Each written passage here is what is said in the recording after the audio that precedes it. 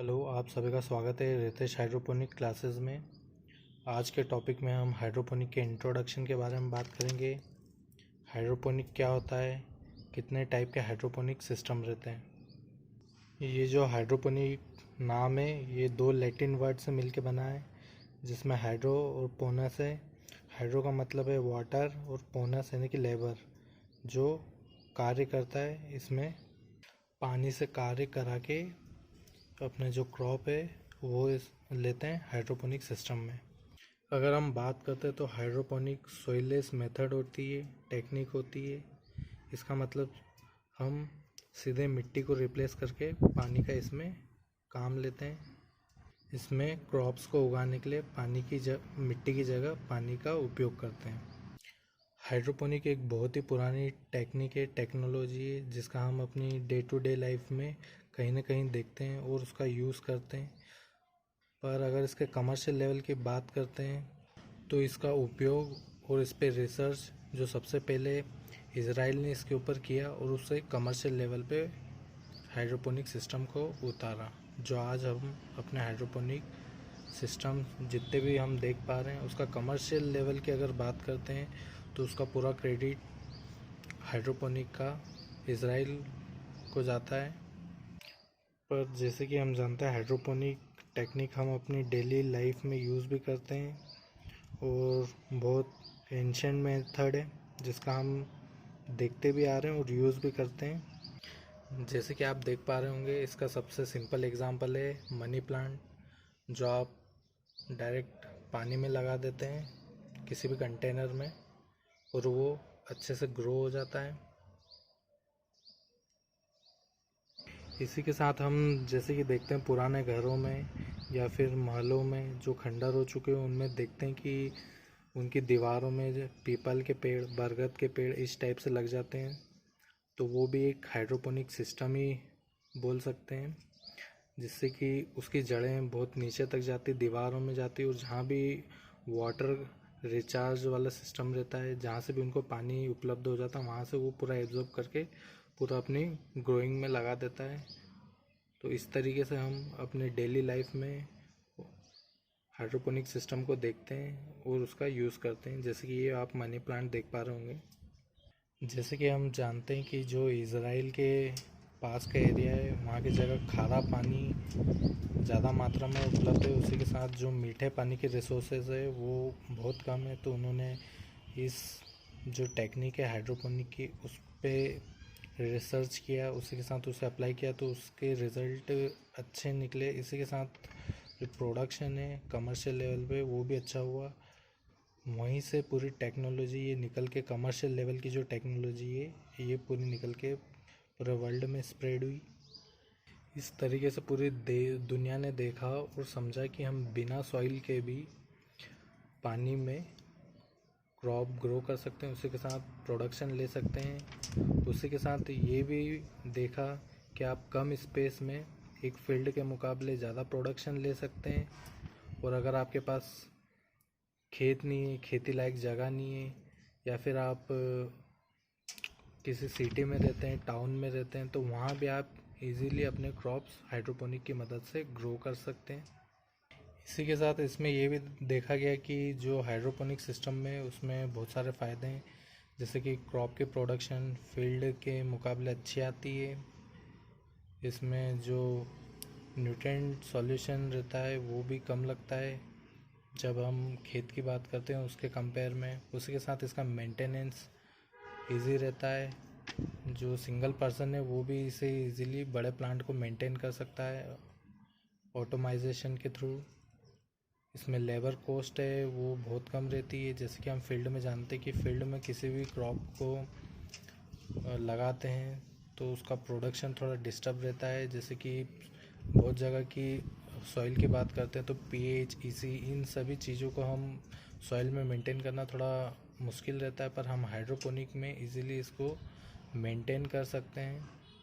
इसी के साथ अगर खेतों की बात करें तो उसमें जो खरपतवार रहता है, जो वेस्ट क्रॉप रहते हैं जिनका कोई यूज़ नहीं रहता, वो भी इसके साथ में उगाते हैं, तो उन्हें निकालने के लिए लेबर कॉस्ट लगता है। तो ये सारे बेनिफिट होते हैं हाइड्रोपोनिक में इसमें सिंगल मैन ऑपरेट कर सकता है इजीली। जैसे कि हम फील्ड की बात करते हैं तो वहाँ सिंगल लेयर में सिर्फ ग्राउंड पे अपने जो क्रॉप की प्रोडक्शन ली जाती है, पर हम हाइड्रोपोनिक की अगर बात करते हैं तो इसमें ये फ़ायदा है कि आप इसमें मल्टी लेयर में जा सकते हैं, यानी कि एक ही जगह से आप उसमें मल्टी लेयर में जाके, यानी कि सीढ़ी नुमा जाके उसमें जैसे लेडर रहती है उस तरीके से हम जाके मल्टी लेयर में इसको इजीली इसका प्रोडक्शन उतनी ही जगह में बढ़ा सकते हैं। जैसे कि मैं ग्राउंड पे अगर कोई सा भी क्रॉप लगाता हूँ तो उसका एक सिंगल प्रोडक्शन होगा। अगर मैं उतनी ही जगह में, उसी फील्ड में उतनी ही जगह पे अगर मैं मल्टी लेयर में हाइड्रोपोनिक में जाता हूँ तो उसका 3 से 4 गुना प्रोडक्शन बढ़ जाता है। तो ये होते हैं हाइड्रोपोनिक के क्या क्या फ़ायदे हैं और क्या हाइड्रोपोनिक सिस्टम होता है। उसी के साथ अगर हम बात करते हैं हाइड्रोपोनिक कितने टाइप्स के रहते हैं, तो ये मेनली 6 टाइप के रहते हैं। जैसे कि आप देख पा रहे होंगे इसमें टाइप्स ऑफ हाइड्रोपोनिक, तो आपके बेसिक 6 टाइप के रहते हैं, 6 तरीके के। इसमें पहला आता है विक सिस्टम, दूसरा है वाटर कल्चर, तीसरा है एब एंड फ्लो, जिसे फ्लड और ड्रेन सिस्टम भी बोलते हैं, ड्रिप जिसमें रिकवरी और नॉन रिकवरी टाइप का रहता है, एनएफटी न्यूट्रिएंट फिल्म टेक्निक, और एरोपोनिक। जैसे कि आप पहली टेक्निक देख पा रहे होंगे विक सिस्टम, यह हाइड्रोपोनिक में सबसे सिंपल टेक्निक रहती है। इसका एडवांटेज ये है कि इसमें कोई इलेक्ट्रिसिटी की ज़रूरत नहीं रहती, इजी रहती है यूज़ करने में। इसमें जैसे कि आप बकेट या फिर एक पाइप में वाटर फिल करके रख दीजिए, उसमें जो बाती आती है, जैसे कि हम चिमनी देखते हैं, चिमनी का जो प्रिंसिपल रहता है उस तरीके से ये आपका पूरा सिस्टम काम करता है। जैसे कि आप विक सिस्टम का ही एग्जांपल देख पा रहे होंगे, मैंने नेट कप में ये अपना कोरिएंडर ग्रो करके रखा है। इस तरीके से ये बाती नुमा हम लगा देते हैं, जो आपकी जूट की भी आप यूज़ कर सकते हैं। इससे ये होता है कि जो वाटर आप किसी बकेट में या फिर एक पाइप में भर के रख देंगे तो इससे ये जो बातियाँ जैसे है, जैसे चिमनी का प्रिंसिपल में काम करता है कि इस तरीके से ये बातियाँ आपके जो पानी है जो आपके बकेट या फिर पाइप में, उन्हें एब्जॉर्ब करती रहेगी और ये कोकोपीट को ट्रांसफ़र करेगी, और ये आपका पूरा कोकोपीट इस तरीके से गीला रहेगा और आपके जो क्रॉप्स लगाया आपने उन्हें इसमें वाटर देती रहेगी, जिससे कि इसमें मॉइस्चर बना रहेगा। जैसे कि इसमें एडवांटेज है कि इलेक्ट्रिसिटी की ज़्यादा यूज़ नहीं रहती, आप पाइप या फिर बकेट में पानी भर के इसे रख सकते हैं। पर इसका डिसएडवांटेज ये है कि ये जो बड़े क्रॉप्स रहते हैं उनके लिए सफिशिएंट नहीं रहता है कि इस तरीके से वो बातें से पानी ले, क्योंकि उनकी रिक्वायरमेंट वाटर की ज़्यादा रहती है। उसी के साथ में इसमें जो मॉइस्चर रहता है वो कम इफ़ेक्टिव वर्क करता है, और जो न्यूट्रिएंट है वो सफिशिएंट आपके क्रॉप्स को इसमें नहीं मिल पाता है। दूसरा आपका जो आता है वाटर कल्चर सिस्टम आता है। वाटर कल्चर सिस्टम में जैसे कि आपने एक टैंक या फिर एक टब में न्यूट्रिएंट सॉल्यूशन मिला दिया है, उसके बाद जो स्टायरोफॉर्म जैसे कि थर्माकोल की जो शीटें आती है वो पानी के ऊपर स्टेबल रहती है, डूबती नहीं है, तो उसमें होल करके आपके नेट कप के थ्रू इसमें डायरेक्ट आपके न्यूट्रिएंट सॉल्यूशन में आपके जैसे कि टैंक है या फिर टब में पानी भर के उसमें न्यूट्रिएंट सॉल्यूशन डाल के इस तरीके से रख दिया। जैसे कि आप देख पा रहे होंगे ये स्टायरोफॉर्म या फिर जो थर्माकोल की शीट है आप उसका भी यूज़ करके इस तरीके से लगा सकते हैं, नेट कप डाल के उसमें क्रॉप का प्रोडक्शन ले सकते हैं। इसमें जैसे कि आप देख पा रहे होंगे एयर पंप लगा हुआ, एयर पंप जो आपकी इसमें पूरा पैक रहता है ये, तो इसमें जो ऑक्सीजन की सप्लाई है वो आपका एयर पंप करता है, न्यूट्रिएंट सॉल्यूशन इसमें मिला हुआ रहता है। तो ये वाटर कल्चर सिस्टम आता है, ये ईजी रहता है, इफ़ेक्टिवली और इकोनॉमिक सस्ता भी पड़ता है। इसमें सिर्फ आपको एयर पंप चलाने की ज़रूरत पड़ती है। पर डिसएडवांटेज ये रहता है कि जैसे वाटर का टेम्परेचर मेंटेन करने में इसमें दिक्कत रहती है, जैसे कि पूरा पैक रहता है, तो उससे अगर आपका टैंक कहीं ओपन एरिया में या फिर टब है, धूप लग रही है, तो उससे आपका वाटर का टेम्परेचर बढ़ जाएगा, जिससे आपके जो क्रॉप्स है उनमें स्ट्रेस डेवलप होगा और वो इफ़ेक्टिवली ग्रो नहीं हो पाएंगे। उसके बाद आता है ईब एंड फ्लो, जिसे फ्लड एंड ड्रेन सिस्टम कहते हैं। जैसे कि आप देख पा रहे होंगे इसमें आप इसमें पाइप का यूज़ कर सकते हैं, उसके साथ में आपको कंटेनर भी अलग से लगेगा। इसमें आप वाटर पंप के थ्रू आपका वाटर इधर से देंगे और इधर से आपका वाटर वापस आपके जो टैंक स्टोरेज रहेगा उसमें वापस कलेक्ट हो जाएगा और ये इस तरीके से साइकिल में चलते जाएगा। तो ये आपका फ्लड एंड ड्रेन सिस्टम होता है। ये आपका लो कॉस्ट होता है पर इसमें वाटर लॉगिंग की प्रॉब्लम रहती है। जो आपके इवन फ्लो सिस्टम है फ्लड एंड ड्रेन सिस्टम, उसका एडवांस फॉर्म आपका ड्रिप सिस्टम में आ जाता है। इसमें सेम कंडीशन वही रहती है पर इसमें हम ड्रिप हर एक जो अपना क्रॉप है उसके लिए ड्रिप सिस्टम इसमें लगा देते हैं। इसमें ड्रिप के थ्रू आपका वाटर हर एक पौधे को अलग अलग मिलता है। उसी के साथ में जो एक्स्ट्रा एक्सेस वाटर रहता है जो पाइप के थ्रू वापस आपके कंटेनर में आ जाता है। ये आपके रिकवरी या फिर नॉन रिकवरी टाइप का होता है। जो आप देख पा रहे हैं ये रिकवरी टाइप का, इसमें वाटर आपका गया है सीधे खाली पाइप है, उसमें से वापस जो एक्स्ट्रा एक्सेस वाटर है वो आपका वापस कंटेनर में आ जाएगा। अगर हम इसमें कोकोपीट डाल देते हैं और इसमें फिर ये ड्रिप सिस्टम लगा देते हैं तो आपका कोकोपीट एब्जॉर्ब कर लेगा। अगर उसमें थोड़ा बहुत पानी रहेगा तो वो आएगा। अगर आपका कोकोपीट पूरा एब्जॉर्ब कर लेता तो इसमें कुछ भी पानी नहीं आएगा, तो वो आपका नॉन रिकवरी टाइप का हो जाएगा। अगर आप इसमें कोकोपीट फिट कर देंगे तो आपका नॉन रिकवरी टाइप और इस टाइप से खाली पाइप में आपका वाटर जो एक्सेस रहेगा वो आ जाएगा, तो आपका रिकवरी टाइप का हो जाएगा ड्रिप सिस्टम में। इसमें एडवांटेज ये है कि आपको वाटर लेवल मेंटेन करने की ज़रूरत नहीं रहती। उसी के साथ में डिसएडवांटेज में देखते हैं, अगर रिकवरी टाइप का है तो इसमें ये होगा कि खाली पाइप में आपका टेम्परेचर भी बढ़ आएगा। अगर खुले में या फिर उसमें सनलाइट पड़ती तो टेम्परेचर बढ़ जाएगा, उससे आपकी जो जड़ें वो सूख जाएगी और आपके क्रॉप को इससे अफेक्ट होगा। इसके बाद जो आता है आपका NFT channel nutrient film technique आ जाती है।